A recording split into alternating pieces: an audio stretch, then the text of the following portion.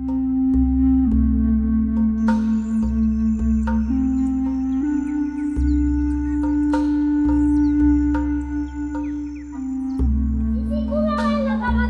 là c'est chouette que vous soyez venus parce que justement on va pouvoir travailler le langage, on aura un support là, une semaine.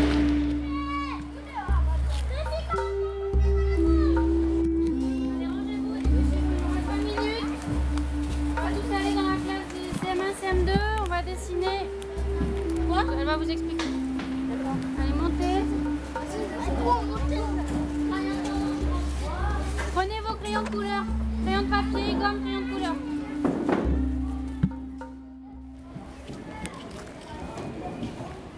Vous avez vu Le Petit Prince? Oui. Maintenant, à vous de nous traduire ce que vous avez ressenti en dessin. Vous pouvez dessiner un mouton, ce que vous voulez. Ce que vous avez envie de dessiner, le serpent, une rose, je sais pas, des planètes, que vous avez ressenti. Qu'est-ce que vous avez retenu? Qu'est-ce que vous avez retenu? Un personnage, je sais pas, quelque chose que vous a touché. Qui est resté dans votre tête, dans votre cœur. D'accord? On a même parlé d'avion. Tout ça, l'avion cassé. On va lire. Le désert. Comme ça. On a parlé de beaucoup de choses dans ces classes. Léa, tu dessines quoi? C'est qui? Renard. Ah, le renard, super.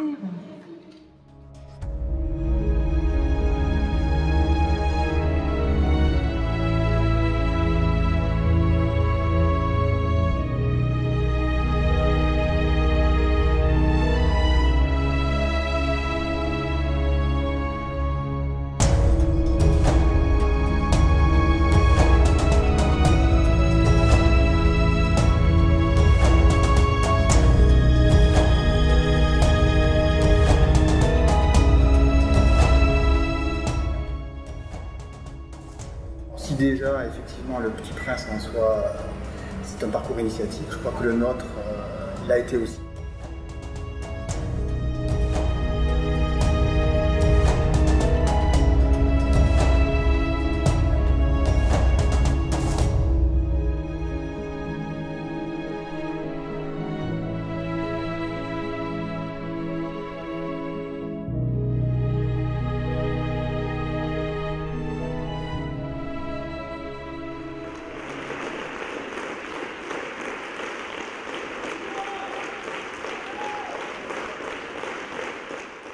La rencontre avec la compagnie que dirige Arnaud de Volonta s'est faite d'une manière tellement sympathique et simple.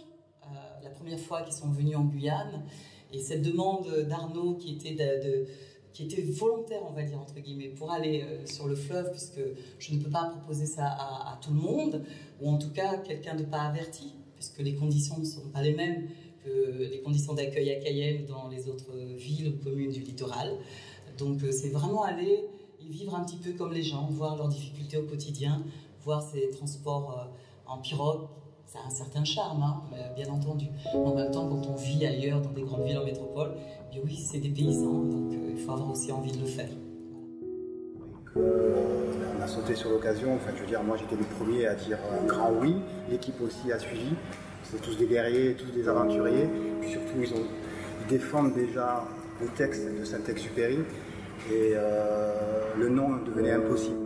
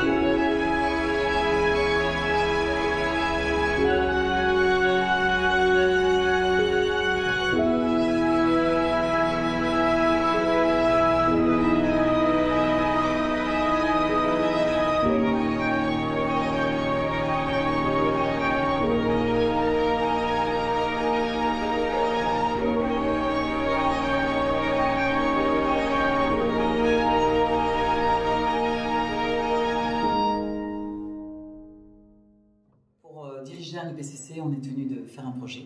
Ça fait aussi partie du cahier des charges, c'est-à-dire mettre en réseau la Guyane, en tout cas tenter de mettre en réseau la Guyane, en essayant d'envoyer des spectacles sur toute la zone géographique. Et donc dans mon projet, j'ai créé un concept opératoire, le RCED, Réseau culturel, équitable et durable. C'est-à-dire pouvoir permettre l'échange entre les communautés de l'intérieur et celles du littoral. Faciliter cet échange, notamment au niveau de la culture, des enfants, puisque c'est l'avenir de la Guyane, et beaucoup en direction des jeunes publics. Pendant très longtemps, on a beaucoup oublié les gens de l'intérieur. Quand je parle d'intérieur, c'est pas seulement Tata, hein, c'est tout le monde. Hein. Je connais ce territoire pour avoir travaillé depuis au moins une vingtaine d'années sur le terrain et de penser vraiment à mettre en réseau ces populations. Puisque la culture, pour moi, c'est un droit. C'est un droit, c'est un dû, tout simplement. Même par rapport à des fonctions économiques, c'est un dû, parce qu'avec des hommes qui pensent bien, on peut bien penser sa société, on peut mieux la projeter, tout simplement.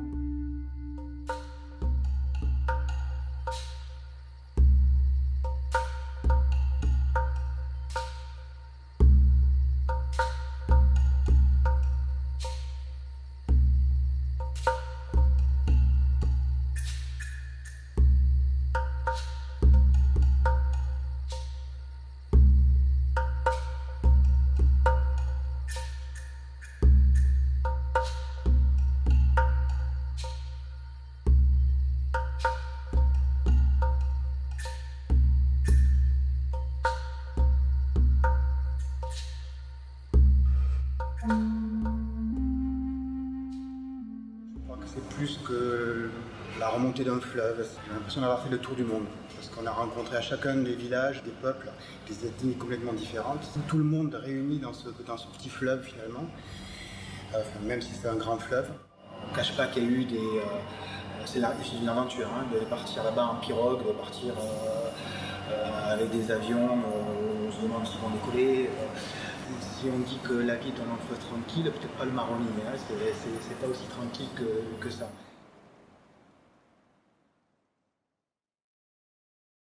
On ne voit bien qu'avec le cœur.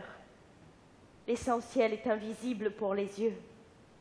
L'essentiel est invisible pour les yeux. C'est le temps que tu as perdu pour ta rose, qui fait ta rose si importante. C'est le temps que j'ai perdu pour ma rose. Les hommes ont oublié cette vérité. Mais toi, tu ne dois pas l'oublier. Tu deviens responsable pour toujours de ce que tu as apprivoisé.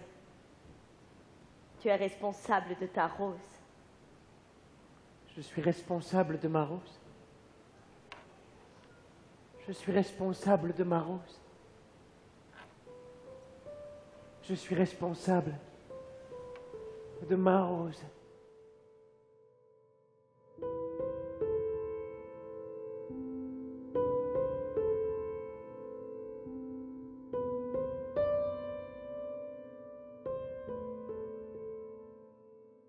Et donc j'ai ensuite choisi le texte du Petit Prince parce que je pense qu'il véhicule aussi ce message-là, ce message d'harmonisation, de contact humain, de valeurs, des valeurs comme l'amitié, l'attente, l'espoir et la projection. On voit le Petit Prince, ce qu'il a amené à faire pour protéger sa rose, donc il commence à agir, à faire pour le monde qui l'environne, le monde qu'il a rêvé aussi, qu'il a projeté, puisque dans son univers avec sa fleur, eh bien, écoutez, il s'est projeté quelque part, après avoir compris plein de choses. Il a compris plein de choses en voyageant, en découvrant le monde, en se cultivant, entre guillemets. C'est un petit peu ça pour moi, ces voyages dans les diverses planètes. On apprend la culture des uns, des autres, voilà.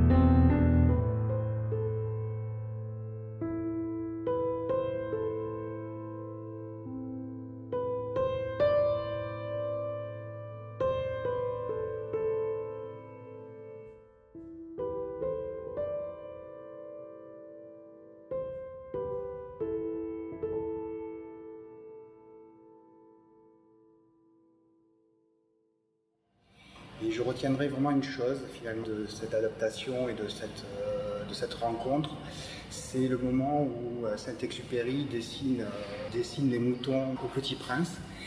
On a beau jouer sur des peuples complètement différents, ce moment-là, il est carrément universel, c'est-à-dire qu'il y a le silence absolu. Et ça qui est vraiment étonnant, c'est-à-dire qu'on ne joue pas de la même façon devant les Amérindiens ou devant un peuple Boni, mais ce moment-là, même des gens qui ne connaissaient pas du tout le Petit Prince, c'est-à-dire pour eux, ça ne pouvait pas résonner, dessine-moi un mouton, s'il vous plaît, dessine-moi un mouton, ils ne connaissent pas cette phrase-là. Mais pourtant, elle a quelque chose d'universel, je dirais presque de mystique, puisque là, c'est tous les enfants sourient, tous les enfants partent dans cet imaginaire.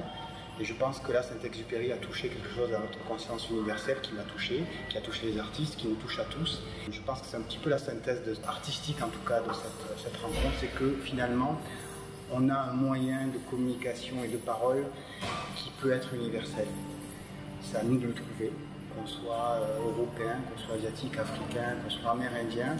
Je pense qu'il y a un langage qui est commun, et c'est celui-ci que j'ai rencontré, en tout cas.